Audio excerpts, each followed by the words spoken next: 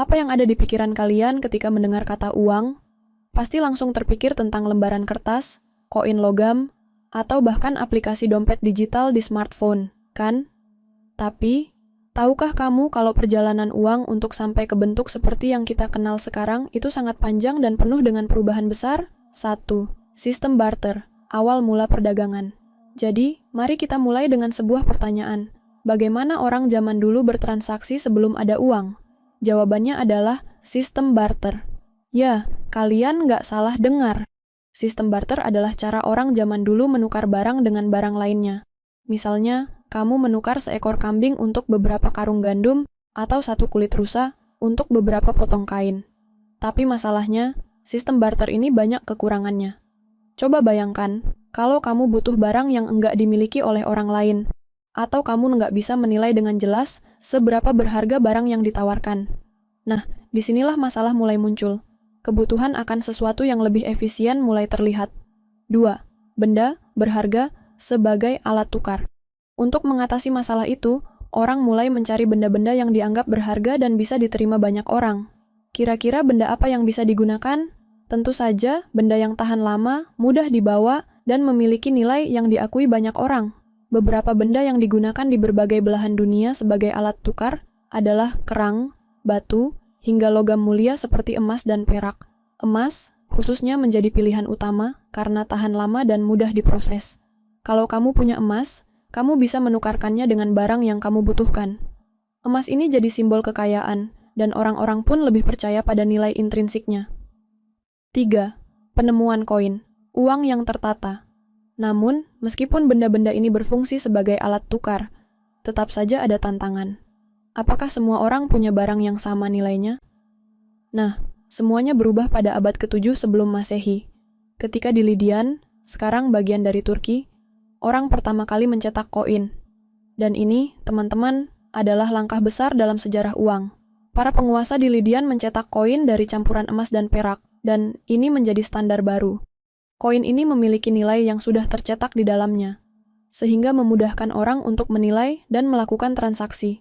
Dengan koin, transaksi jadi lebih mudah, cepat, dan lebih adil. Nah, inilah cikal bakal uang seperti yang kita kenal sekarang. 4. Uang kertas, revolusi finansial. Tapi, perjalanan uang nggak berhenti sampai koin. Pada abad ke-7, orang-orang di Cina mulai mengenalkan uang kertas. Yup, kamu nggak salah dengar. Sebenarnya uang kertas pertama kali ditemukan di Cina, bukan di negara-negara barat seperti yang kita bayangkan. Awalnya, uang kertas ini diterbitkan oleh pemerintah untuk memudahkan perdagangan antar wilayah yang jauh. Kalau bawa koin terlalu berat, uang kertas menjadi solusi yang praktis. Sebelum uang kertas, para pedagang membawa koin emas yang sangat berat.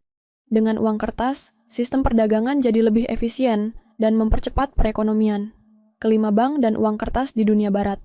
Namun, uang kertas baru benar-benar berkembang di dunia barat pada abad ke-17, ketika bank-bank Eropa mulai mengeluarkan uang kertas yang bisa ditukar dengan emas.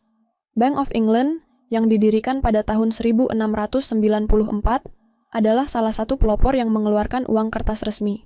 Dari sini, uang kertas mulai menjadi standar global.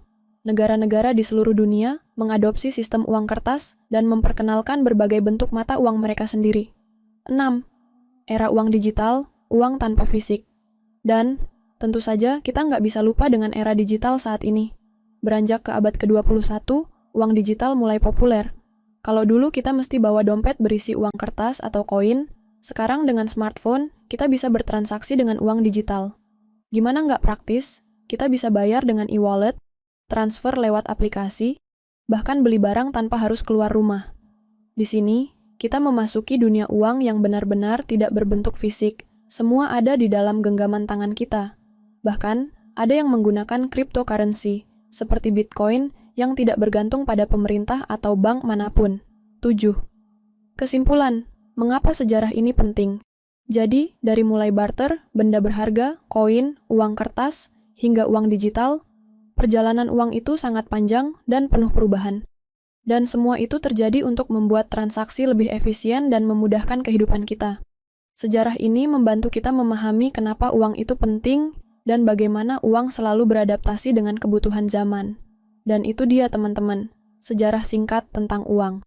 Kalau kalian punya pertanyaan, atau ingin tahu lebih banyak tentang topik lainnya, tuliskan di kolom komentar. Jangan lupa like, subscribe, dan nyalakan notifikasi biar nggak ketinggalan video berikutnya yang akan lebih seru.